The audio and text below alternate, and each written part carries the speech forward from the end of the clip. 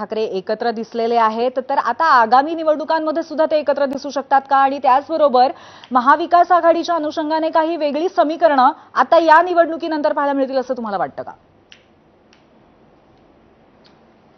ही निवडणूक काही लोकांमधली नव्हती. आता बॅलेट पेपरचं आणि ईव्हीएमचं जे मत आहे त्या संदर्भातलं या निवडणुकीला लावणं शुद्ध मूर्खपणा आहे. तुम्हाला जर एवढं वाटतं की बॅलेटचे तुम्ही जिंकले, तर मग माझं आव्हान आहे विश्वास पाटकांच्या माध्यमातून बीजेपीला की त्यांनी येणाऱ्या निवडणुका बॅलेट पेपरवर घेऊन दाखवाव्या. मग त्यांनी त्याचा क्लेम करावा की आम्ही हे बॅलेट पेपरवर जिंकलो. ही निवडणूक कोणालाही कळते ना, ही खासदारांची निवडणूक होती. याच्यातून क्लेम करण्यापेक्षा एखाद्या राज्याची निवडणूक यांनी बॅलेट पेपरवर घेऊन त्याच्यावर क्लेम करावा. छान संदेश जाईल लोकांमध्ये. पण सोयीस्कररित्या बोलणं आणि सोयीस्कररित्या लोकशाहीला हुकुमशाहीकडे नेणं हे धनगरांच्या प्रकरणामध्ये झालेलं आहे. आज धनगर दिसले का? पक्ष पातळीवरती जी एकजूट दिसलेली होती राजीनामा का दिला? ती पक्ष पातळीवरची एकजूट सुद्धा महापालिकेपर्यंत शाबूत राहील का असं आपल्याला वाटतं का?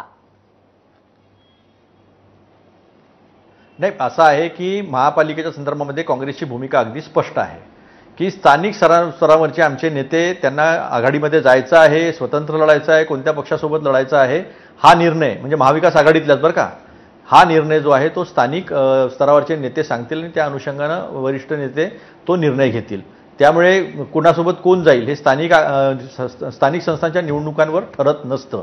पण आम्ही या निवडणुकीमध्ये एकत्रित लढलो हे स्पष्टपणे समोर असताना नाही याचा असा परिणाम होईल का, त्याचा तसा परिणाम होईल का. यांनी लाख इन्कम टॅक्स सीबीआयडीचा वापर केला तरी आम्ही एक आहो आणि आमची लढाई ह्या लोकशाही वाचवण्याची आणि संविधान वाचवण्याची आणि त्याच्यासाठी आम्ही लढत राहू हे स्पष्टपणे समोर आहे. आता राहता प्रश्न जो निवडणुकीमध्ये ज्याची सत्ता असते त्याच्याकडे राज्यसभेमध्ये लोकसभेमध्ये बळ असतं आणि त्याच्यामुळे मतांचं बळ असल्यामुळे जिंकतो. आता आम्ही बघा हमीद अन्सारी जिंकले, 455 मतं होते आम्हाला, यांना 222च होते.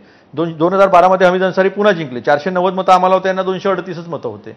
त्यावेळेस अशा पद्धतीनं हिनवण्याचं, अशा पद्धतीनं यांना विश्लेषण करता येत नाही, यांना हे करता येत नाही, ते करता नाहीत असं करून वोट चोरी करणे आणि संस्थांचा वापर करणे, बेरोजगारी आजच्या मुद्द्यावरती येऊयात. आज 15 मतांचं क्रॉस वोटिंग झालं हे तरी तुम्ही मान्य करता का? नाही, आता असं आहे की त्याची पूर्ण तपासणी करावी लागेल. एकदम आता तुम्ही म्हटलं तुम्ही मान्य करता का, आता निवडणूक झालेली आहे, गुप्त मतदान होतं, पण कोणाकडे कोणाची जबाबदारी दिली होती हे सगळं माहीत असतं. कोणतं मत फुटलं हे काही लपून राहत असणं जरी गुप्त मतदान असलं तरी, तर त्याच्या अनुषंगाने सगळा स्टडी केल्यानंतर पुढे येईल की कुठले मतदान फुटलेले आहे. असं काही उचलली जी लावली टाळायला की इकडले मतदान फुटले, तिकडले मतदान फुटले, हे फडणवीसांचं श्रेय आहे, हे श्रीकांत शिंदेचं श्रेय आहे. म्हणजे पुढची लढत श्रीकांत शिंदे आणि फडणवीसांमध्ये आहे का, कुठे बोट ठेवता येऊ शकतं का? शिंदे आणि फडणवीस यातली आहे.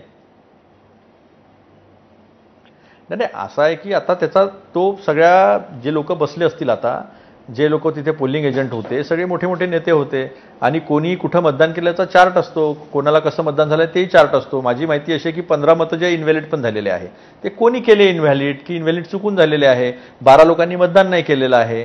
या सगळ्या गोष्टी समोर असल्यामुळे आम्ही एवढ्यानी जिंकलो, आम्ही तेवढ्यानी जिंकलो असं म्हणण्यापेक्षा याची उद्यापर्यंत जी आहे ती खरी माहिती पुढे येईल आणि मग समोर येईल. पण जिंकले, CP राधाकृष्णन हे उपराष्ट्रपती झाले, त्यांना त्यांचं अभिनंदन.